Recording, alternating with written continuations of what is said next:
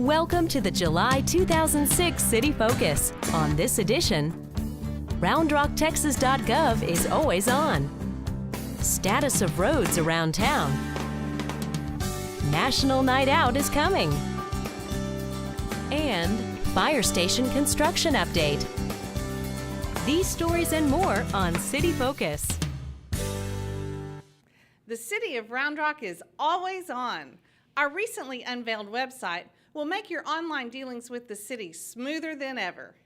The City of Round Rock's website has a fresh look, a new easy-to-remember address, and lots of new features. But it's still the same great place to get information about the city. RoundRockTexas.gov is the new, easy-to-remember address for the city. The site now allows citizens to pay their utility bill online by credit card. We've also enhanced our online service request function, allowing citizens to submit problems ranging from weedy lots to speeding in neighborhoods. One of the cool things about the online service request is you can go back and check the site later to see the status of that work order that you've put in. In a survey of web users, citizens wanted to know about events happening in the community. The site's new calendar feature allows users to see at a glance what is coming up in the city. One of the helpful things about the online calendar is you can sort the view by category, department, events, city meetings, that sort of thing.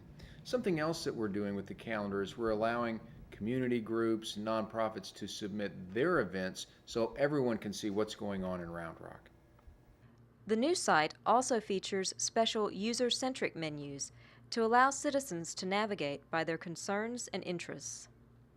We think these menus make the site a lot easier to navigate. We've got one for residents, one for businesses, and we've also got one for kids. It's not so much designed for kids to go look at, but it's more for parents and others to find information that's relevant for their children. They can find different events and activities that Parks and Recreation, the library are offering for children.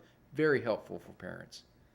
Subscribers to Round Rock News, the city's e-newsletter, can now edit their subscription preferences online or sign up for new specialized e-newsletters. The city's current e-newsletter, Round Rock News, is really successful. We've got close to 2,000 folks subscribed to it, but it's kind of all things to all people. With the new function, people can go sign up for the information that's most relevant to them. All these features make our website the place to find news and information about the city of Round Rock. RoundRockTexas.gov is always on.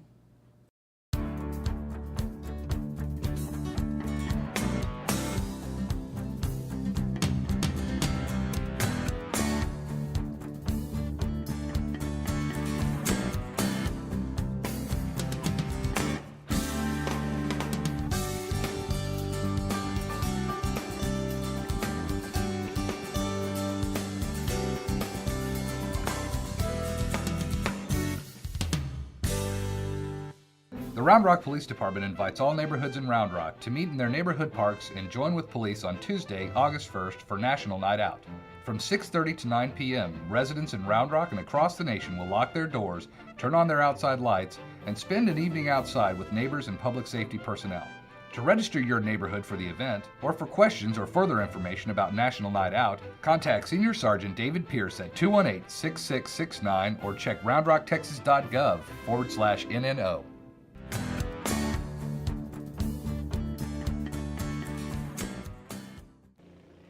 The City of Round Rock is on a mission to get traffic moving, but building roads is a lot more complicated and time-consuming than just laying down concrete. Here's Will Hampton with a road project update we're calling Building Roads 101. Perhaps the best indicator of the value the city places on transportation improvements is to look at the dollar value of the projects under construction or in the planning pipeline. Bottom line, the City of Round Rock has $450 million worth of road improvements on the books. The city's half-cent sales tax for transportation improvements gives us a steady source of revenue to help pay for roads. But identifying and securing funds is only the first step in getting roads built. Step 2 in the process is to hire an engineering firm to design the road. Step 3 is acquiring right-of-way. Step 4 is relocating utilities. And then, and only then, can construction be completed. So it's a very involved process that can take anywhere from a minimum of 1 year to get through for very simple projects to 4, 5, or even 6 years for the more complex projects. Steps 2 and 3 can be especially time-consuming. Acquiring right-of-way means purchasing property. Now, if you've ever bought a house, you know there's a world of possibilities that can draw out that process and even delay closing. Compare that to a road project. They tend to cross multiple property lines involving multiple property owners. That means negotiations with multiple property owners who, like the city of Round Rock, are trying to get the best price possible. Those negotiations can take time. But once the property is acquired, then you can start the process of relocating utility lines. Utility relocations are really a specific challenge in that you're dealing with a lot of independent companies. They're not necessarily under the control of the city, and they have their own set of demands that are being placed on them by customers, by other regulatory agencies, and so it is a challenge to get the utilities moved. Delays in utility relocations have pushed back the completion dates on two much anticipated projects: the expansion of the I-35 University Boulevard intersection and the widening of Kiffin Road, which provides access to the north entrance of Old Settlers Park. That we run into on those, again, very complex projects are that there are a lot of utilities out there. And so when assumptions are made that the utilities can be moved, many times the relocation of one utility creates a new conflict that didn't exist before. And so we run into a lot of this iterative process that you have to go through to ultimately get 5 or 6 different utilities moved and in locations where they can be functional but out of the way of construction. Delays to the I-35 University Boulevard intersection have been a big concern because Round Rock Premium Outlets will be opening on August 3rd. We'd hoped to have the final project completed when the shoppers hit town. As you've just heard, unfortunately, that's not going to happen. However, some of the project will be complete, and some temporary fixes like this on-ramp will be in place when the traffic increases. The Premium Outlet Mall will be opening August the 3rd, and our roads will be open for traffic. Now, they're not going to be completed, but we will have temporary ramps in place so that you can get to the mall without going through the university traffic signal. There'll be an exit ramp that will tie to the frontage road. The frontage road lanes adjacent to the mall, the ones closest to the mall, will be complete. So the driveway activities will work as they should.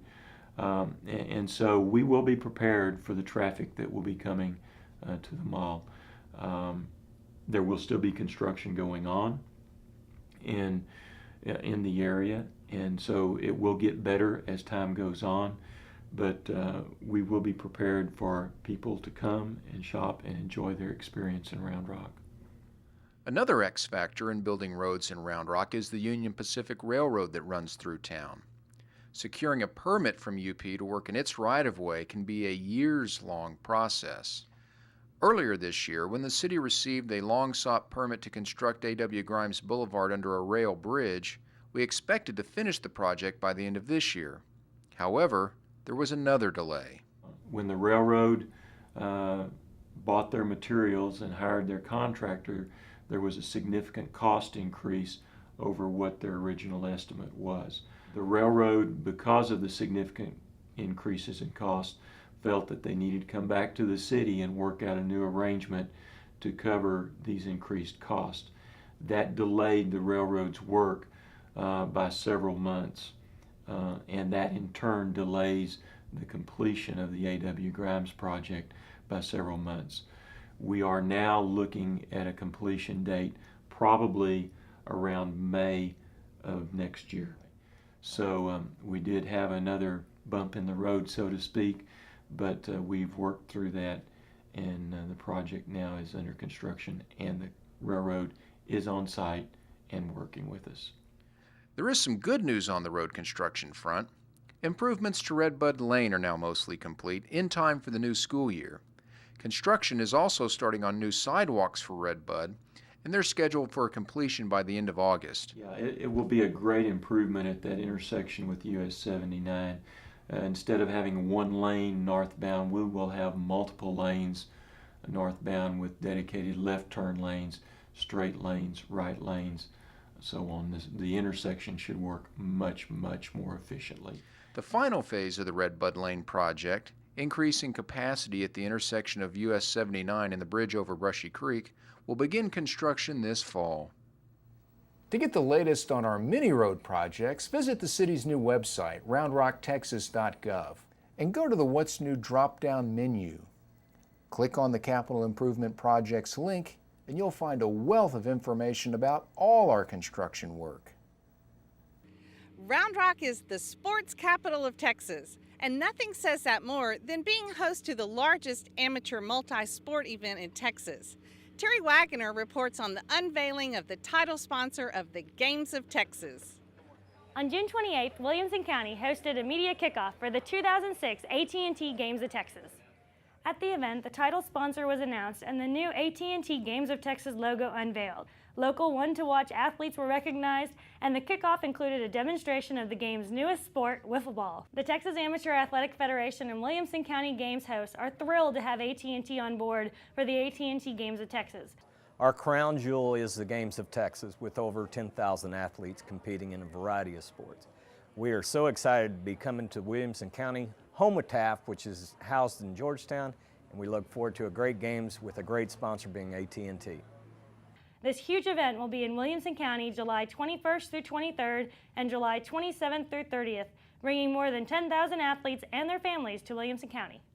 No better way to really become a part of Williamson County than to take part in the Games of Texas. And so that's why we're a very, very proud sponsor of the event for the next 2 years. For more information on the AT&T Games of Texas, visit the website at www.taf.com/gamesoftexas.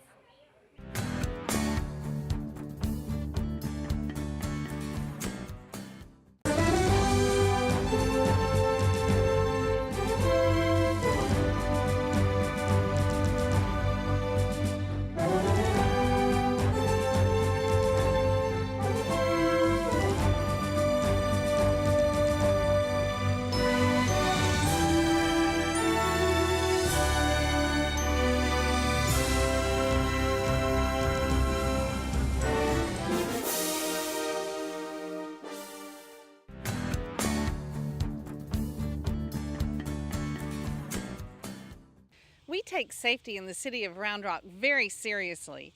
In an effort to better protect our citizens, the city will open 2 new fire stations before September of next year. The fire department's in the process of replacing Station 2, which will be located at the corner of Blair and Baghdad. The city is also adding Station 7 at the corner of University and Oakmont to serve the northern portion of our city. Station 2 has been renovated numerous times to accommodate growth. Built in the 1970s, the building housed the police and fire departments. It has also been home to the Public Works Department, city vehicle maintenance, as well as the animal shelter. Over the years, the firefighting equipment necessary to serve our population has become larger and more sophisticated than when the station was originally built. The relocation of Station 2 will allow us to bring the station up to date in terms of necessary amenities and free up land for future municipal buildings. By moving it up a little bit more north, it better locates it for fire responses in the area, gets us a little quicker response to the downtown area, gets us back out on 35 quicker, 620 quicker, so we can go north, south, east, and west really a lot better. Station 7 is being built to address growth in the northern portion of the city. In fact, the explosive growth has necessitated the opening of a temporary station to allow the fire department to reduce response times. This station will have primary response to the 1431 area. Station 7 will also cover the areas along and south of University Boulevard to the eastern city limits. The problem with building a new fire station is it takes time. And so as part of the fire department's strategic planning, we sit down and we looked at and planned how long that would take. Well, we're ahead of the game in that our property acquisition and the planning was probably predicted for December of this year. In reality, we've already bought the property. The architect has been hired. The design has already been there. What we're waiting for now is the construction bids, which are out this month. We should be able to award the contract in July and get started. The cost to build each station is roughly $1.6 million. Station 2 is scheduled to open March of 2007, with Station 7 slated to open August of 2007.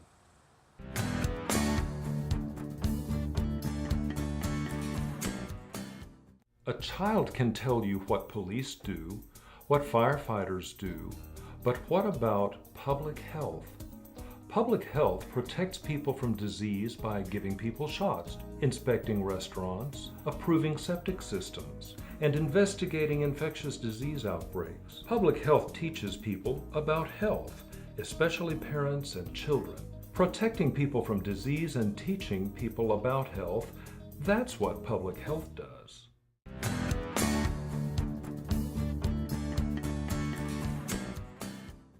No one likes driving on bumpy, unmaintained roads. That's why the City of Round Rock makes an annual investment in its street maintenance program. The goal of the street maintenance program is to improve the integrity and service life of our streets in the most cost-effective way. To accomplish this goal, streets are surveyed and that information is combined with data on maintenance history, original design, and traffic uses. This information is used to determine whether maintenance is needed and what type of resurfacing is appropriate. Currently, the City of Round Rock has over 1,000 lane miles of roadways. Those roadways consist of arterials and residential streets. We resurface approximately 1/8 of those lane miles per year. Residents rated street maintenance as a priority during our 10-year plan open house meetings earlier this year, and we are following through on that input. The resident is going to be receiving a notice on their door 24 to 48 hours from the road being resurfaced. What the resident can do to help us make this a smooth transition is to have any vehicles or trailers or anything of that nature in the driveway or an adjacent street. Another thing to note is that your street's only going to be closed for about 8 hours, and typically that work takes a lot less time than that.